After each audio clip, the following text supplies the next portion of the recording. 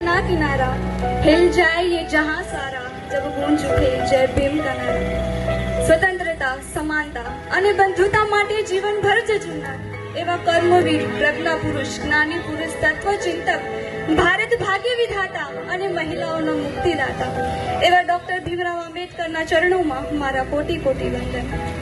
Today I am going to tell you about Dr. Bhimrao Ambedkar and thank you for giving me opportunity to speak about Dr. Bhimrao Ambedkar.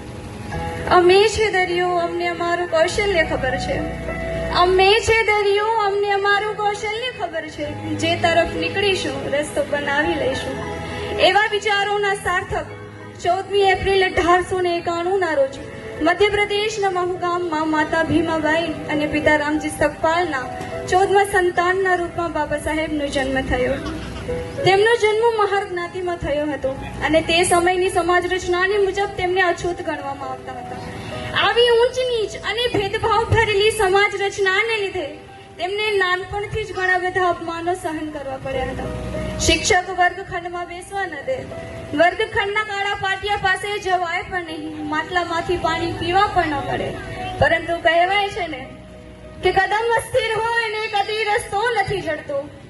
કદમ અસ્થિર હોય ને કદી રસ્તો નથી જડતો. અડગ મનના મુસાફરને તો હિમાલય પણ નથી નડતો. અડગ મનના મુસાફરને તો હિમાલય પણ નથી નડતો.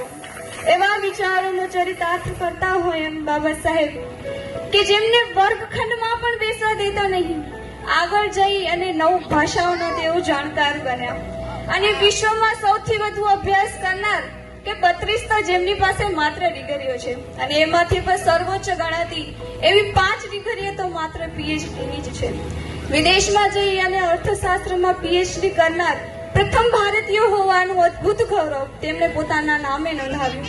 And today doctor Bhimrao Ambedkar is regarded as the symbol of knowledge. मैं भीम की तारीफ कैसे करूं, मेरे शब्दों में इतना जोर नहीं. मैं भीम की तारीफ कैसे करूं, मेरे शब्दों में इतना जोर नहीं. सारी दुनिया में जाकर ढूंढ लो, मेरे बाबा साहेब जैसा कोई और नहीं. मेरे बाबा साहेब जैसा कोई और नहीं. સમગ્ર વિશ્વમાં હિંસક અને અહિંસક ક્રાંતિઓ થઈ છે.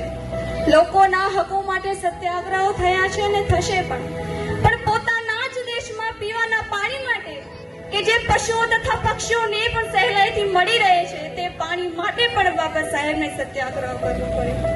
દલિતોના સન્માન માટે 14 તળાવમાંથી બાબા સાહેબે પાણી ભરી અને એક નવી ક્રાંતિની શરૂઆત કરી.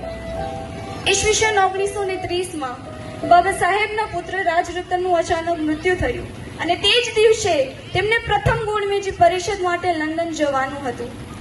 જ્યારે તેઓ લંડન જવા માટે નીકળ્યા ત્યારે તેમના મોટા ભાઈએ આવી અને પૂછ્યું કે ભીમ ક્યાં જાય છે તું?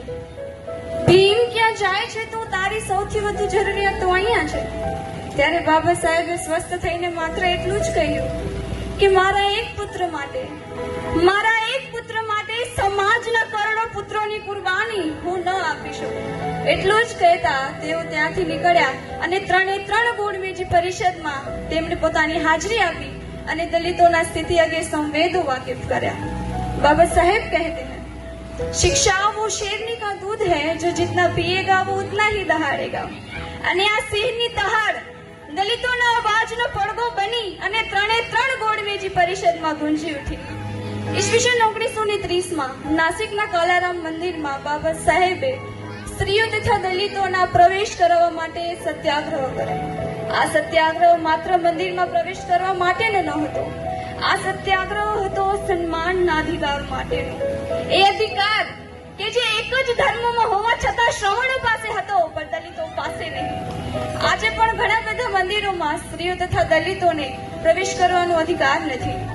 સવારે મંદિરમાં ફૂલ ચઢાવતા પહેલા બાબા સાહેબના ચરણોમાં ફૂલ ચઢાવજો. કારણ કે न राम ने कुछ किया है न कृष्ण ने कुछ किया है. न राम ने कुछ किया है न कृष्ण ने कुछ किया है. तुम्हें जो कुछ भी दिया है वो बाबा साहेब ने दिया है, उनके संविधान ने दिया है. तुम्हें जो कुछ भी दिया है वो बाबा साहेब ने दिया है, उनके संविधान ने दिया है. बाबा साहेब કહે છે કે હું એવા ધર્મમાં માનું છું કે જે હિન્દુતા, સ્વતંત્રતા અને સમાનતા શીખવે છે અને બાબા સાહેબના કાયદા શાસ્ત્રને જ્ઞાનમાં રાખી અને વિશ્વની સૌથી મોટી લોકશાહી એટલે કે ભારત દેશનું બંધારણ ઘડવાની જવાબદારી તેમને સોંપવામાં આવી.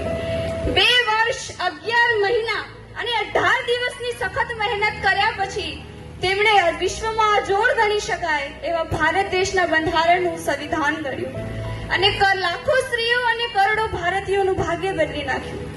એમના માટે ક્યારેક એવું કહેવાનું મન થઈ આવે છે कि रुतबा मेरे सर को तेरे संविधान से मिला है, ये सम्मान भी मुझे तेरे संविधान से मिला है. ये रुतबा मेरे सर को तेरे संविधान से मिला है, ये सम्मान भी मुझे तेरे संविधान से मिला है.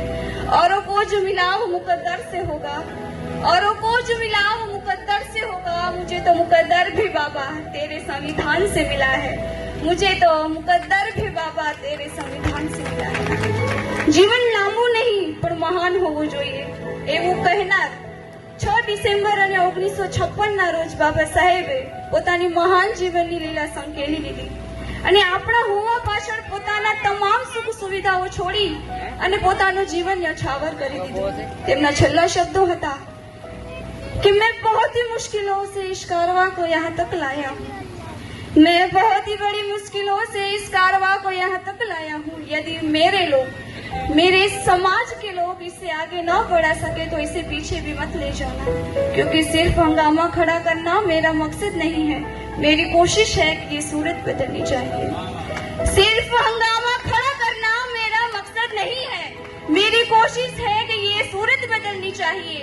मेरे सीने में नहीं तो तेरे सीने में ही सही, मेरे सीने में नहीं तो तेरे सीने में ही सही. बुझी हुई मगर आग तो जलनी ही चाहिए, बुझी हुई मगर आग तो जलनी ही चाहिए. And we always remember that we are because he was. Thank you. अस्तु. जय